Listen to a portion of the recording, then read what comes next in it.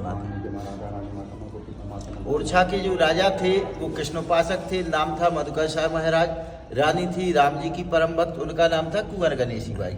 राजा रानी में भक्ति भाव को लेकर सत्संग हुआ। राजा ने कहा आप हमारे साथ वृंदावन चलिए, हम आपको कृष्ण भगवान के दर्शन कराते हैं।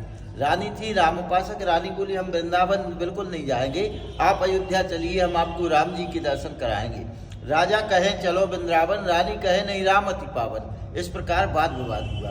जब वाद विवाद हुआ तो राजा ने बोल दिया, बोले रानी तुम ऐसा करो, राम जी को ओरछा लेकर आओ, हमें दर्शन करवाओ, तब हम मानेंगे कि आप राम जी की सच्ची उपासक है। इतना जैसे ही कहा, रानी जी के मन में बात लग गई, क्योंकि बुंदेला वंश की थी। बोली प्राण जाए पर वचन न जाए, मैं आपको वचन देती हूँ कि ओरछा जब लौटूंगी, जब रामलला को लेकर आ जाऊंगी, नहीं तो वहीं पे प्राण त्याग दूंगी। तो निकल पड़ी अयोध्या के लिए। अयोध्या में सरयू नदी के किनारे कई वर्षों तक तपस्या की। तपस्या करने के बाद भी जब भगवान ने दर्शन नहीं दिए, अब सोचा यहीं पर प्राण त्याग देना चाहिए। और प्राण त्यागने के लिए जैसी सरयू मैया में कूदी, एक बार तो बाहर आ गई, दूसरी बार छलांग लगाई, फिर भी बाहर आ गई, तीसरी बार जब छलांग लगाई तो भक्त के वश में है भगवान, भगवान को प्रकट होना पड़ा। बोले रानी मांगो, क्या वर मांगती हो? बोले आप हमारे साथ ओरछा चलिए। बोले चलने को हम तैयार हैं रानी जी, लेकिन जाने से पहले हमारी 3 शर्तें होंगी, उन्हें स्वीकार करना होगा। बोले कौन कौन? पहली ये कि पुष्प नक्षत्र में जाएंगे, 27 दिन में एक बार विशेष नक्षत्र होता है, पुष्प नक्षत्र में जाएंगे, पैदल जाएंगे, और जो साधु संतों की टोलियां होंगी हमारे आगे पीछे श्री राम नाम संकीर्तन करती हुई जाएंगी। पहली शर्त रानी ने स्वीकार की। दूसरी शर्त उन्होंने ये रखी कि ओरछा जैसे ही पहुंचेंगे, रानी जी राजपाट आप लोगों का नहीं रहेगा, ओरछा के राजा राम हम कहलाएंगे, वो शर्त भी स्वीकार की। तीसरी शर्त उन्होंने ये रखी कि ओरछा बाल रूप में जाएंगे, बच्चे के रूप में आपको गोदी लेकर जाना होगा, और गोदी से जहाँ विराजमान करेंगी, चाहे मंदिर में, महल में या जंगल में, हम वहीं बैठकर रह जाएंगे, अन्य स्थानों पर नहीं जाएंगे।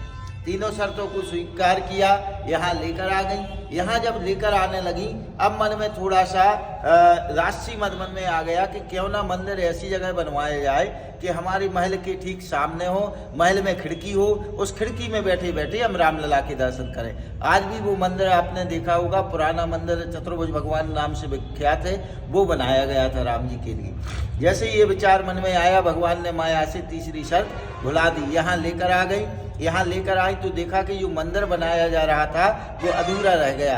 अब सोचा कहाँ विराजमान किया जाए, आनंद फानंद में उन्होंने अपनी रसोई में विराजमान कर दिया और शर्त को भूल गई। शर्त को भूलने के बाद जब मंदिर बनकर तैयार हुआ, प्रभु से प्रार्थना करी, बोले प्रभु चलिए मंदिर में। बोले रानी देखो हमने शर्त रख दी थी कि जहाँ एक बार विराजमान कर देंगी, वहाँ से अन्य स्थानों पर नहीं जाएंगे। आज भी राम राजा सरकार रानी जी की रसोई में विराजमान है। ये है आगमन की कथा। अब बात यहाँ की आती है, तो हर अगन शुक्ल की पंचमी के दिन यहाँ पे श्री राम जानकी विवाह उत्सव मनाया जाता है, जिसमें 3 दिवसीय आयोजन होता है। पहले दिन तेल, दूसरे दिन मंडप, तीसरे दिन बारात का आयोजन। सारे नगर में बारात भ्रमण करती हुई यहाँ आती है। हमारा सौभाग्य कि कई पीढ़ियों से, करीब 6वीं 7वीं पीढ़ी यहाँ है। राम जी जब दूल्हा सरकार बन के आते हैं तो टीका हम ही करते हैं राम जी का, ये यहाँ का है। अब बात यहाँ की आती है, यहाँ जानकी जी जो है कृष्ण भगवान के साथ में है, जबकि ये बिल्कुल अद्भुत है।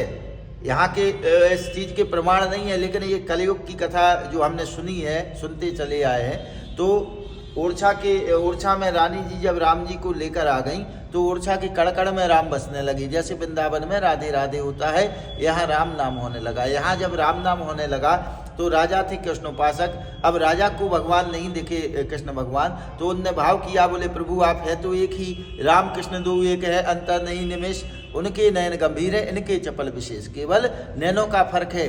और हमें जब भी दर्शन देना तो हमें राम रूप में मत देना, कृष्ण रूप में दर्शन देना। राजा ने इस प्रकार का वरदान मांगा। भगवान बोले राजा ये तो हो ही नहीं सकता है, यहाँ तो हम रानी का मान रखने के लिए आए हैं और राजा राम के रूप में विराजेंगे, ना कि कृष्ण के रूप में। इतना जैसे ही कहा तो राजा उदास हो गए। अब भगवान के लिए राजा रानी रंग फकी सब बराबर है। भगवान ने देखा जितनी रानी ने तपस्या की थी उससे चौगनी पहले राजा यहाँ कृष्ण जी की भक्ति कर चुके थे।